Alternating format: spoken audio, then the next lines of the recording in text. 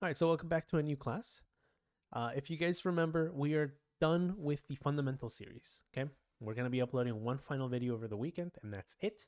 We are starting now on a patch-based, episode act-based standard of how we do things. So, for example, today we're going to be doing the top 3 duelists, and the top 3 duelists are going to cover everything in regards to the 3 duelists that you should be paying attention to if you want to climb, especially for those in the middle of the pack that want to just kind of bump their gameplay a little bit more. But if you're looking at just, looking at factual evidence of what top 3 agents you should be looking at just in ranked itself, this is a really good way to kind of start looking at those things. In the future, things are going to be changing. I do know that patches do change. I do know that episodes will change something in the meta. Neon is going to be changed. Rain is going to be changed. And so is Race, potentially others as well. We're going to be looking at those as they come in. So right now, take this as is at the current state of the patch. The last few patches that released, one of them had Brim with some changes. We can address those in the future. And currently, we're just not looking at anything too crazy. Shanghai is currently occurring. So we're going to be looking at a lot of the evidence based on those things as well, especially what happens in ranked. Before I even continue, I will mention that we are holding a raffle for a C9 jersey. And the way that it works is you need to just like, comment, subscribe into each individual video for a particular entry. So if you do one video, that's one entry. So if you do it for all the videos, that's, I'm pretty sure, as many entries as you do. So with that out of the way, let's get started. We're going to be looking at just really simply understanding who the video is for, who's trying to be using, who should be using this video to their fullest.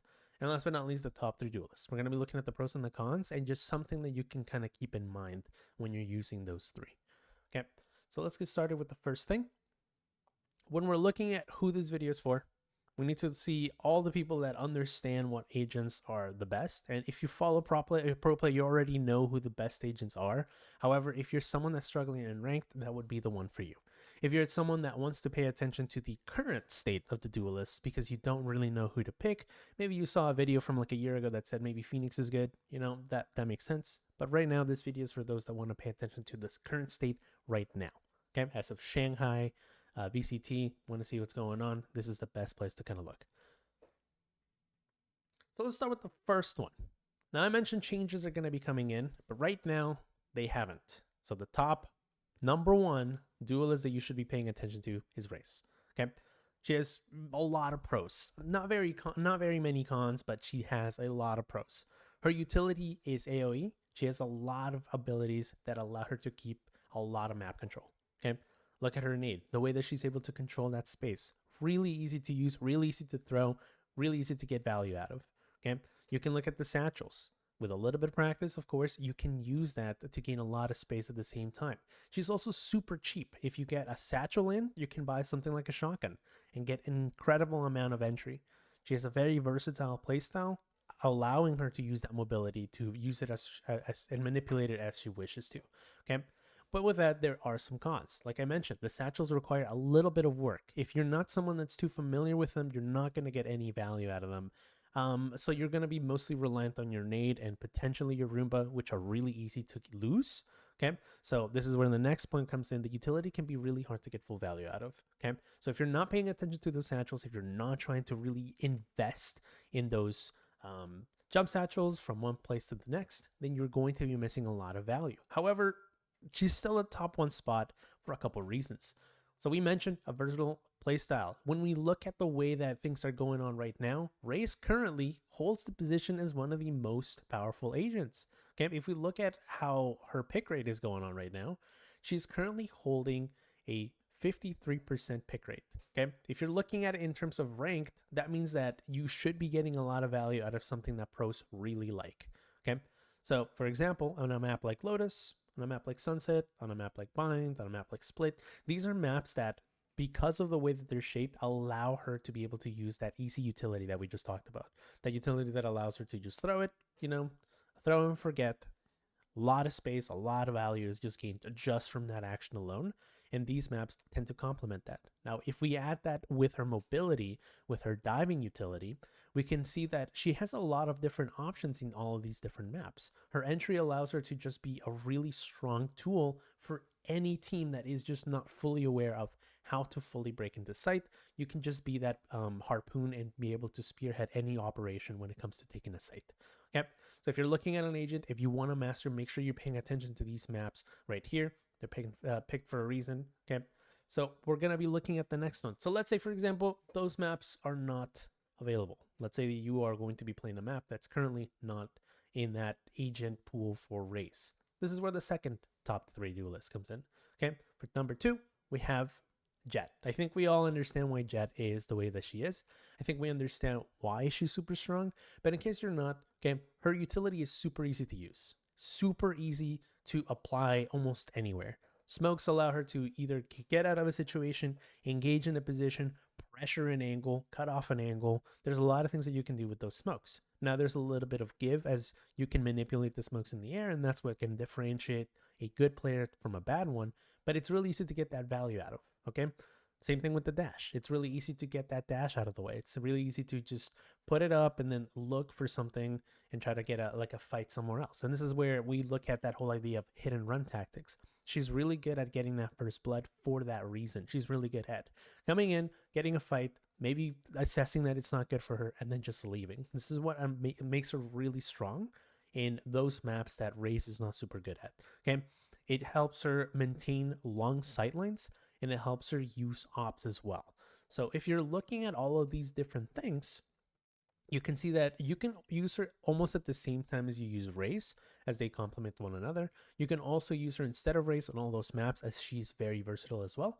And you can look at how you can apply that utility almost everywhere. So regardless of the map, if you feel like you want to use a character that is applicable almost everywhere, this Jack of all trades is for you. However, when you're looking at the cons, this is where most people tend to get stuck. Okay, timing her utility is extremely difficult. Okay, this is why she is still a top tier character, despite the fact that she might seem really easy, because there's a little bit of give to what you actually have to find out. Whereas with Raze, you have to figure out how to use those satchels. You have to figure out how to time Jett's utility. When you're looking at timing your utility, it can be from something like popping the dash and making sure that you have enough time to be able to go through, making sure that when you're popping the dash that you're not pushing by yourself or getting desperate and using your dash just simply because you popped it a little too early and the team is not following behind you, right? Being able to adapt on the spot is what makes her good. If you're not really good at adapting, then I recommend that you pick a more stocky playstyle like that of Raze. And if you can't pick Raze, then I would suggest that you look at the third agent, as they're also pretty good at either adapting or keeping to a particular playstyle. Okay, if you're someone that likes to go with the flow, Jett is for you. However, this is where the last little bit comes in. Whereas something like Raze is really easy to get value out of, ultimates are a really difficult thing, and something like Jett is very finicky. I know that I see a lot of players that know that they should be giving away their rifle to pull up their knives, or they know that it should be really good, a really useful way to retake a site or entry with it, but they can't really fully use it. Okay, so it's really difficult to get that ult out of the way, to get some value out of it. So you do need to make sure that you have a really strong mechanic background when you're using an ult like that. Okay, so that's the only thing that you might feel yourself limited by. But if you're feeling okay with going right into the fray and knowing that you can take that fight, then you should be able to try this character out. Last but not least, when we're looking at that playstyle, right? You got to make sure that you're paying attention to how exactly it is that this stuff works. So the first thing that we need to look at is when we look into her pick rate, you're going to notice that she almost fully complements Raze, and she basically takes the maps that she doesn't. Okay, there is an exception of an extra character that I will talk about in just a second. Okay, but when we're looking at the way that she controls those sight lines, when we look at the way that this character likes to control this site, okay, we can see that each individual map that she exists in is the one that Raze doesn't necessarily fit in just as well. So we have something like Icebox, for example. Raze isn't really seeing that much of a pick rate. If you pick Raze in ranked, you're not really throwing. It's just that the value you're getting out of her is going to be very limited as opposed to something like Jett, because what we notice is that she's very adaptive, and the maps that we're currently seeing are a little bit more open. They're a little bit more adaptive. There's a lot more longer sightlines that we have to be aware of, and it's a lot harder to get that value out of. Is it wrong for you to pick Raze? No, but you probably would be getting a lot of an easier time just using your dash, finding that hidden run from those long angles, potentially finding a pick, and giving your team an advantage. Okay, so these are things that you should be looking and paying attention to when you're using Jet. If you're not someone that it feels confident in taking those fights from those long sight lines, then I encourage you to maybe give it a try, maybe try to see if it works for you. But if you really don't think it doesn't, then we can kind of jump into the third one because it's the same idea. We have to look at to those particular advantages. We're talking about Reyna. Now, a lot of people might expect that Yoru would be the pick. Yoru is the third most picked agent in the current pool in Shanghai. However, he is the one thing that is different about looking at pros and seeing what works. If we're looking at pros and seeing what works between all of them, we're going to notice that if we pick Yoru, we're going to have a hard time adapting with the team. Yoru requires playstyles that revolve around the team and playstyles that revolve around a particular strat that the team knows. If you're someone that likes to play alone, it's really, really difficult to get value out of him. It's really difficult for you to get something out of him in a ranked playstyle where nobody knows what they're doing. So if you're someone that's in the middle of the pack when it comes to ranked, if you're someone that's trying to break right through from Ascendant to Immortal, you might find it difficult to use Yoru effectively. Can you still do it? Of course. Okay, you can still use all of that effectively. However, it is important for you to notice that someone like Reyna is going to have an easier time. And let's talk a little bit about why. If we're looking at ranked, you got to make sure that when you're playing with your utility, you're getting the most out of it. And this is why she's the last of the category. Okay, it's really easy to get that utility out of the way. It's really useful to get her utility in this game. However, it only complements those that want to be selfish and want to be able to play the game for the sake of getting kills. Okay, and this is where Reyna comes in. Someone like Yoru requires an entire team to back him up, but someone like Reyna just requires you to be good at the game. Okay, so this is what you see a lot of Reynas popping up in ranked. It is one of the easiest kits to use. It is an agent that encourages really strong aim to make a lot of use of the map. And last but not least, if you're someone that's very aggressive, you can really get to use her pretty well. Okay. However, here's where the cons come in, and this is where we were just talking about, like Yoru, right? Most of the kit that she has revolves around eliminations to be useful. So if you're someone that's not having an easy time getting picks, if you're someone that's not having an easy time finding any fights that are favorable, then you're not going to be able to find any form of value for your team. So in that position, would you consider the Yoru instead? That's completely up to you to really think about. However, Yoru, again, requires a team to back him up, whereas Reyna just has to lock in and get a kill, okay? So that's the only difference that you have to look at.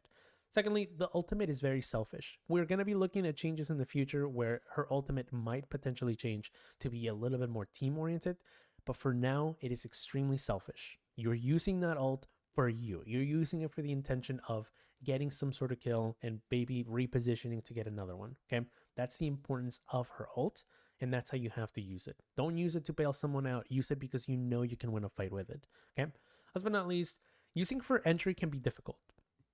We're going to notice that the first three agents that I talked about, which was Yoru, Raze, and Jet, all of them have one thing in particular, and that is that they can just hard entry onto site without any problems.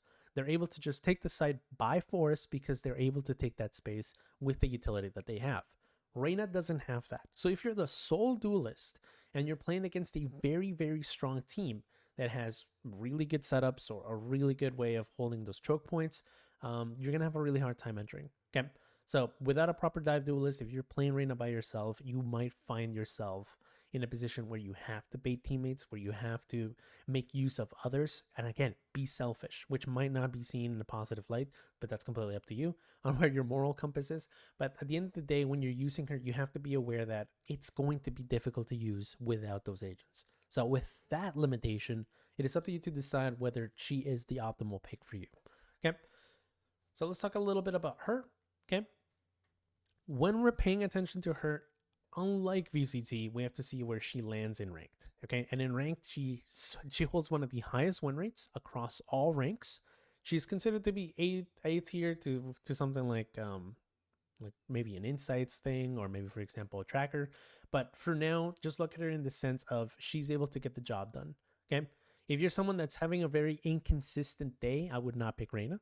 But you're going to notice that on days where you do feel good, on days that you feel like you're able to get something done, you're going to notice that stats don't lie, okay? Most players that feel that way are going to get this value out of the character. Does that mean insta-lock character? Does that mean insta-lock Reyna every time? No. there's other things that you can get value out of. Like we mentioned, a lot of the maps could fit either Raze or Jet, but if you can't really fit that into perspective and you can't really use those characters and you feel like your aim is good, then you can just solely climb with Reyna. It's not really a negative. I don't think that anyone should feel ashamed for just playing Reyna.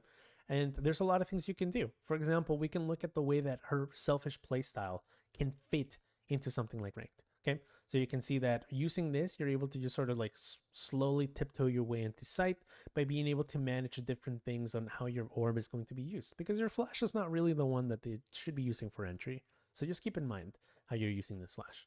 And what I was going to mention with it is simply notice how you have so much versatility and how aggressive you can be, to the point that you might even be able to take their backside. Okay, you might be able to go into their spawn and maybe even potentially surprise them there.